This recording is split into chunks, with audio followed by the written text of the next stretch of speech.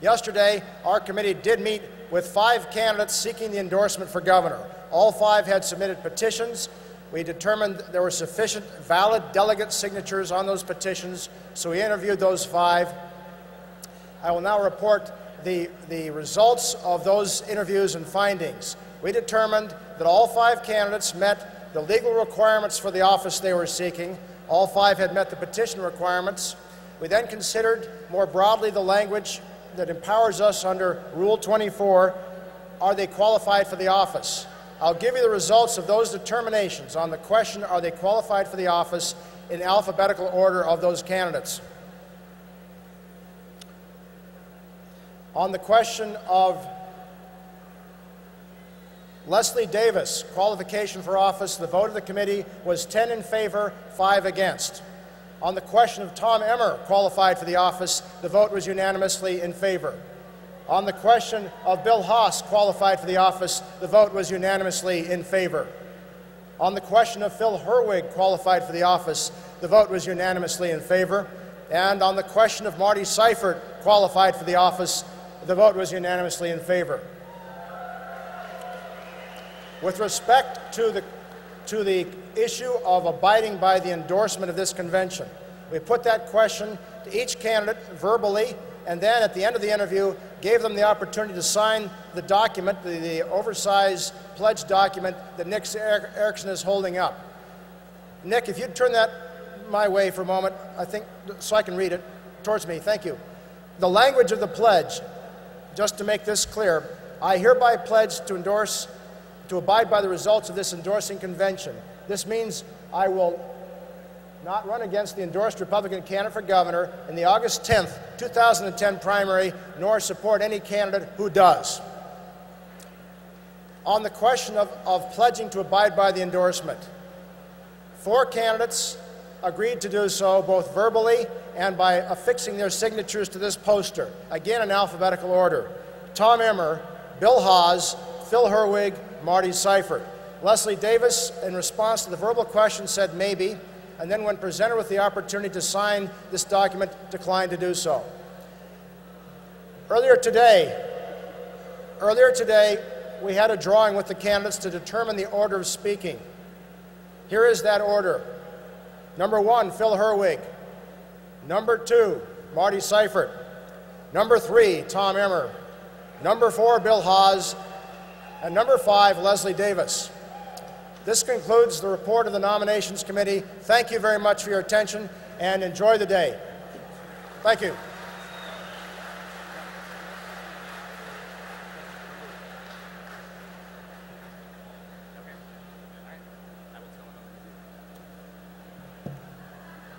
Thank you, David. I would entertain a motion to endorse for governor. Do I have a second? Any discussion? All those in favor of consideration of endorsement for governor, please say aye. Opposed? That motion prevails. Before I ask Phil Herwig's team to come forward, I just want to explain the process. What our rules say is that each team, each governor's team or candidate's team has 20 minutes for their entire presentation. We are going to enforce that rule. And if anybody goes past 20 minutes, I will come up and ask them to stop. Just to be fair, that's how we plan on doing it. So, to put all the gubernatorial candidates on notice.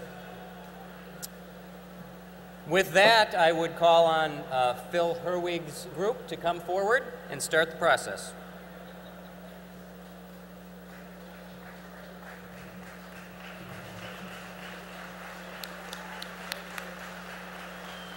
Where's the timekeeper? He is right in front there. Oh, right okay. there. I think he's got like a 5 minutes. When do I start? What's that? Now? Yeah. Hi, my name is Phil Herwig. I filed for this office back on April 15th last year. It was my tax protest. You know, really, you think about it. Here I have the opportunity. I'm in RT Rhinebeck City, and I'm surrounded by several thousand Republicans. This is a good day. You know, when you think about it, why you are seated there and why I'm in this auditorium with you, it goes back to a long time ago and not too far away. Exactly 156 years 1 month and a day ago, 50 men, 3 women, and 1 child met in a little schoolhouse in Ribbon, Wisconsin. They were free soilers. They were anti-slavers, later known as abolitionists, and they were dissatisfied Democrats. They had their meeting, and they had the issues of the day. And when their meeting was over, they decided, what shall we call ourselves? We are for freedom, and we for equality. We have to pick a name. They decided on the name Republican because they felt that best expressed the idea of equality. In just a couple of years, they controlled the U.S. House of Representatives. And in 6 years, from that little meeting out on the frontier in that little town, they now had the presidency of the United States. Abraham Lincoln was president. You think about it. Why did these people run? They ran because they had principles, they had values, and they had convictions. And look what sprang from that little schoolroom. Slaves were freed. Hardly ever in the history of mankind did that happen. The Land-Grant College Act was signed.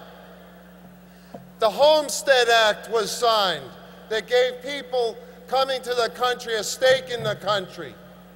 Think about the people that became Republicans. Henry Ward Beecher, a noted abolitionist. His sister, Harriet Beecher Stowe, that wrote Uncle Tom's Cabin, which Lincoln, when he met her, said, so this is the little lady that started the big war. Other people, Susan B. Anthony, when she voted in '72 with 15 of her friends, she wrote a friend and said, I voted straight Republican. Think about it. Frederick Douglass, born a slave, escaped to a northern city, became a leading abolitionist, spoke throughout the country, was a Republican. In fact, in the '88 National Convention, he received roll call votes at our National Convention. Think about it again. Our party was the first major party to have in its platform that a woman shall have the right to vote.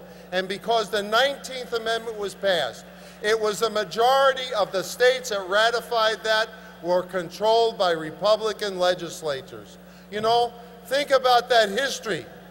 We have a great heritage, and our political lineage runs deep into this country's past.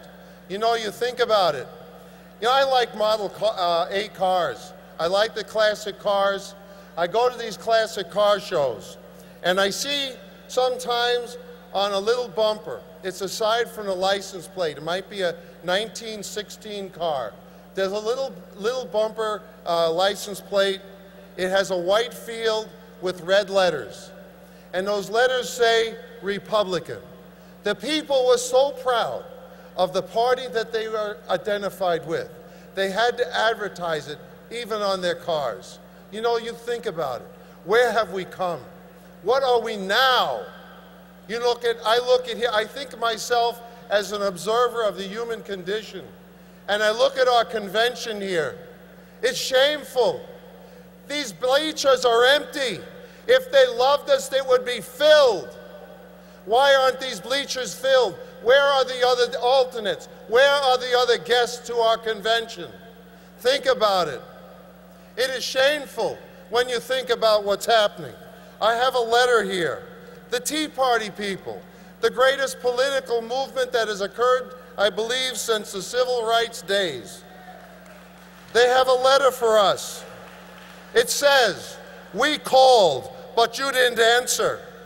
We wrote, but you didn't respond. We marched, but you stayed home. We are conservatives, we are independents, we are capitalists, and we are political exiles. But above all else, we are freedom fighters. We are building a movement while your party is writing books. We are inspiring millions while you give speeches. Our ranks are multiplying while your party withers. Now you have a choice. Follow us and victory is near. Patronize us and your party will die. Your choice. That is, I feel, a commentary on the condition of the Republican Party today. You think about it. Jackie Robinson was a Republican. Martin Luther King Jr., I was marched with him in a freedom march. I stood 100 feet from him in 1963 when he gave a speech, I Have a Dream. This was a Republican dream. Ronald Reagan had a dream. Where are those dreams today, and where in our party do we have those dreamers? Ask yourself. We have a problem.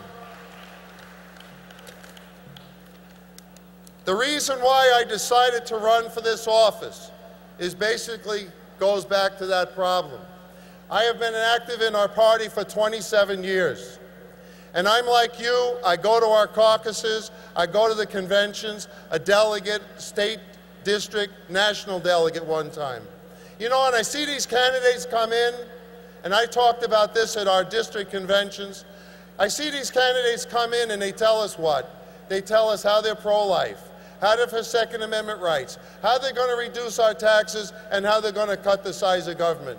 When, in the last 27 years, in the state of Minnesota, did this ever happen, to your knowledge? It hasn't happened in my experience. Think about it. Why are people leaving our party to the Constitution Party, the Libertarian Party, and the Independence Party?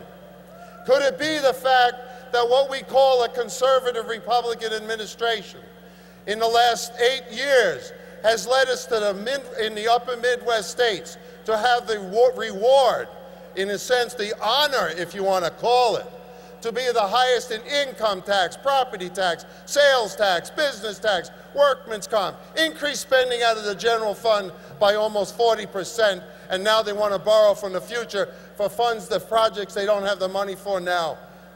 That is absolutely not conservative and definitely, to me, not Republican. Think about it. Where is our future?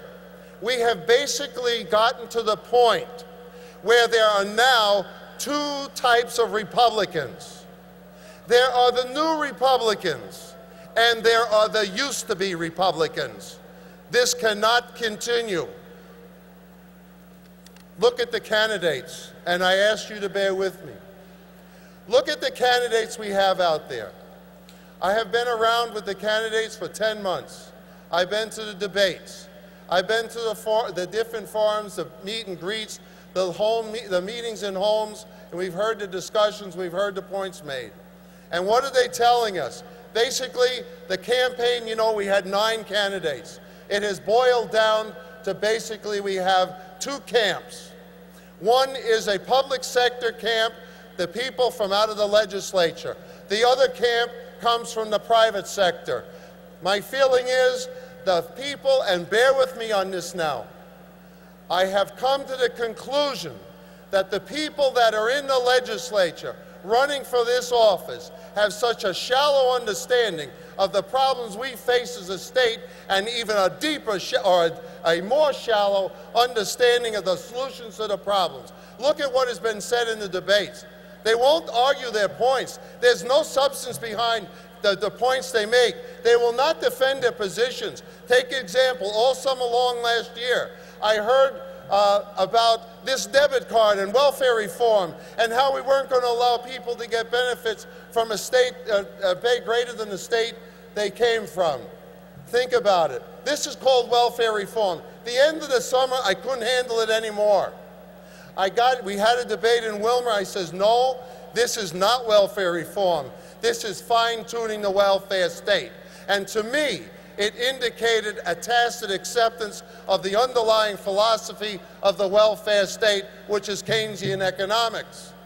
Think about the leadership on that. There was no rebuttal. If this was Paul Wellstone, he would tell me, and he and I were personal friends, although he was over here and I was over here. If he had taken a vote or took a position, he would tell me and defend it. A, B, C, X, Y, Z, why he did it. Our candidates don't do that. They move on to the next issue.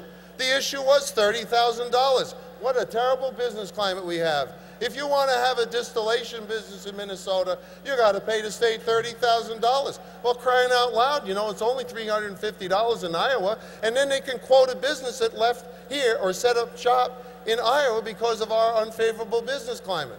The only thing that the candidate doesn't tell you is that he voted for the $30,000 fee twice. Once in committee, once on the House floor, and now he's running for the governor's office, and he's against it. To me, that is the John Kerry syndrome twice over. Think about it. These candidates tell you that they want to have a downsized government. And, you know, they think that what they're going to do is they're going to end the overlapping responsibilities between departments, and they're going to save money, and they're going to be able to reduce the budget. This isn't the case. The state demographer, Dr. Gillespie, tells me that if we got rid of every single state employee that was on the payroll today, you'd only save 1.9% of the budget. This thing is growing by 10%. You know, think about it. We had the governor here. I don't know why we always seem to follow each other. We did it last fall. You look at the budget that we've had for the last 50 years. In the last 50 years, the 5 largest increases from biennium to biennium. He owns 3 of them. 2 of them are the top ones. These back to our candidates. They both voted for the $30,000 fee increase. And the other one, I was told in Senate or CD7 convention in Moorhead that he's been thinking about running for this office for 3 years. So he's been in the legislature for 3 years, assessing what the problems are out there, what can we do to solve the problems. Last month, the college Republicans have a forum, and they had us all there, and they asked us a question. How will you improve the economic climate of Minnesota, and how will you create jobs? This one candidate out of the legislature gets up and he says, I'm going to have a Job Z program for the entire state. And blah, blah, blah. I had the microphone next. I was on the other side of the podium. And I got the microphone, I stood up and I says, did you just hear what I heard? A Job Z program for the entire state? That's basically a progressive socialist scheme. It is the intrusion of government into the free market economy. It's an expansion of a failed program that we now have in this state. And this is looked at as an opportunity for job growth and economic development. Think about it. You know, we have a long way to go, and we have a short time to get there. You hear in the legislature, to show how out of tune these people are with the human condition, or these campaigns, how far out of touch they are with the human condition. And you think about the leadership that they are expressing. Think about this one. A decision is made this past week on a running mate. Some outfit complains about it. That candidate is thrown overboard. Another candidate is taken on. This candidate, you know, I'm beginning to wonder, am I witnessing the rise of an oligarchy or a terribly incestuous relationship? We got a situation where one candidate was thrown overboard, another candidate was brought on, and this just happens to be the wife of the partner of the Washington, D.C. lobbyist who was a former congressman in this state that couldn't run again for his office after he was having difficulties with the House banking scandal back when he was in office. You know, this is the same guy that is supporting one of our candidates.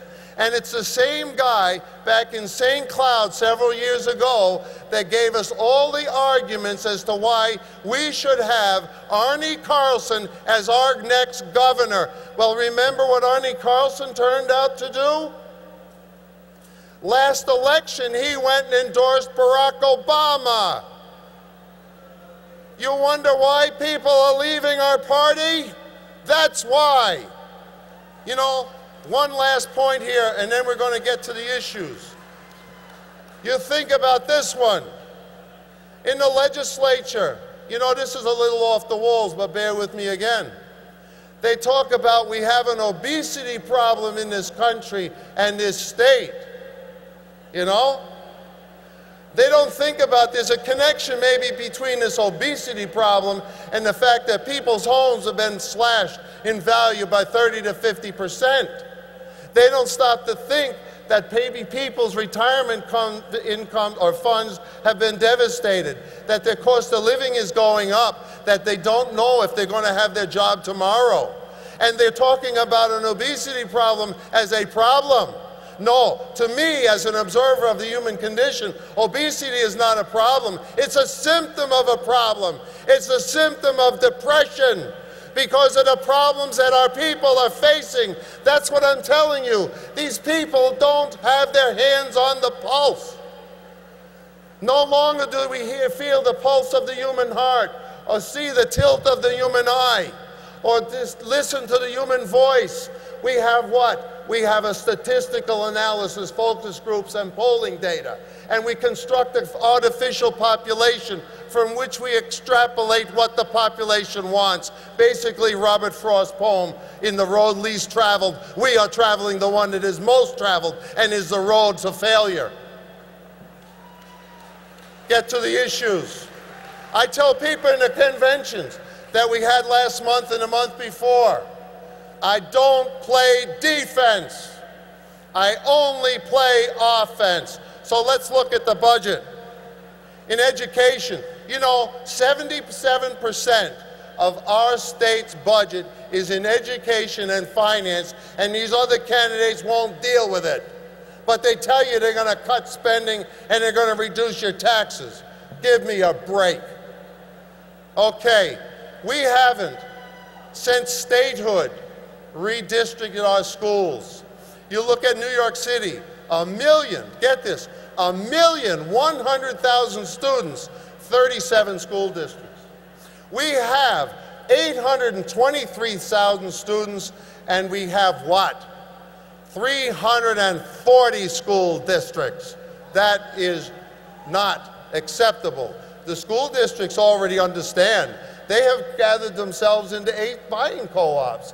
You know, if we use New York City's ratio of students to districts, we could well save over $600 million the first biennium home in education. Number 2, these other candidates, they tell you about this welfare reform. You know, I begin to wonder about it. No, I am not for welfare reform. I am for dismantling the welfare state. Basically, you look at it this way.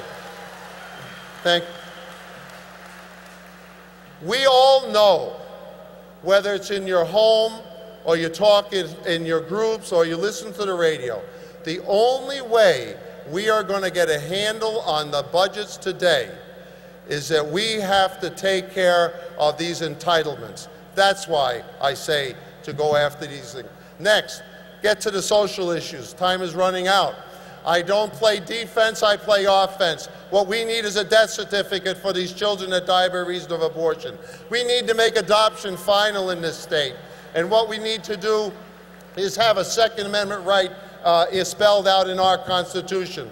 Number 3, we need to have, you know, they talk about this thing in Mexico. We need to start really solving this illegal alien problem.